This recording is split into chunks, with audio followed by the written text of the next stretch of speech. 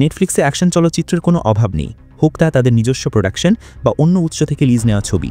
তবে এই প্ল্যাটফর্মের একটি চলচ্চিত্র বিশ্বব্যাপী জনপ্রিয় হয়ে উঠেছে, এক্সটেরিটোরিয়াল। এই জার্মান ইংরেজি দ্বৈত ভাষার অ্যাকশন ফিল্মটি 30 এপ্রিল নেটফ্লিক্সে মুক্তির পরই চার্টের শীর্ষে উঠে আসে। তারপর থেকে এটি ধারাবাহিকভাবে চার্টে টিকে রয়েছে এবং একটি শক্তিশালী কৃতিত্ব অর্জন করেছে। টুডুম অনুসারে এটি সম্প্রতি চার্টে 12 সপ্তাহ পূর্ণ করেছে। এটি নেটফ্লিক্সের অন্যতম জনপ্রিয় চলচ্চিত্রে পরিণত হয়েছে।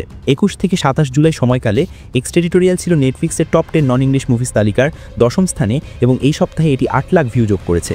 মুক্তির পর থেকে এই অ্যাকশন ফিল্মটি মোট 91.4 মিলিয়ন ভিউ এবং 166 ঘন্টা দেখার সময় অর্জন করেছে, যার ফলে এটি নেটফ্লিক্সের মোস্ট পপুলার নন ইংলিশ টপ 10 তালিকায় স্থান পেয়েছে।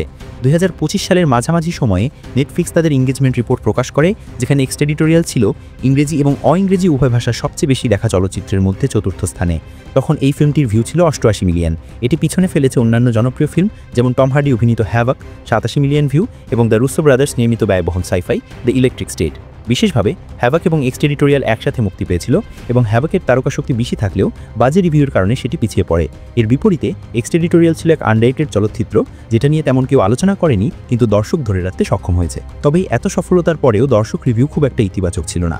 পপকর্ন মিটারে এটি পেয়েছে মাত্র 51% অনুমোদন স্কোর। সমালোচকদের কাছ থেকে যথেষ্ট রিভিউ না থাকায় গড় রেটিং পাওয়া যায়নি, তবে মাত্র 9টি রিভিউয়ের মধ্যে 2টি ছিল নেতিবাচক।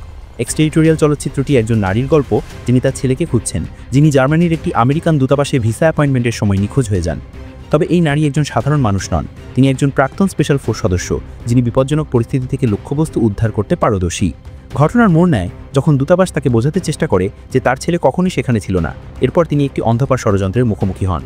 পরিচালক ক্রিস্টিয়ান জুবার ডেডলাইনকে জানান এই গল্পের ভাবনা তার মাথায় আসে যখন তিনি তার পরিবারের জন্য ভিসা নিতে একটি আমেরিকান কনসুলেটে যান। যদিও তার নিজের অভিজ্ঞতা সিনেমার মতো নাটকীয় ছিল না, এই আইনগত প্রক্রিয়ার মধ্যেই তার মাথায় গল্পের বীজ রোপিত হয়। এই চলচ্চিত্রে প্রধান চরিত্র সারা উলফের ভূমিকায় অভিনয় করেছেন জিন গোরস্যান্ড। এছাড়া অভিনয় করেছেন ডুগ্রা স্কট, লেরা আবোভা, কায়োদে আকিনিমি এবং রিক্সেন গাইদা সিলভা। এক্সটেরিটোরিয়াল এখন নেটফ্লিক্সে স্ট্রিমিং হচ্ছে।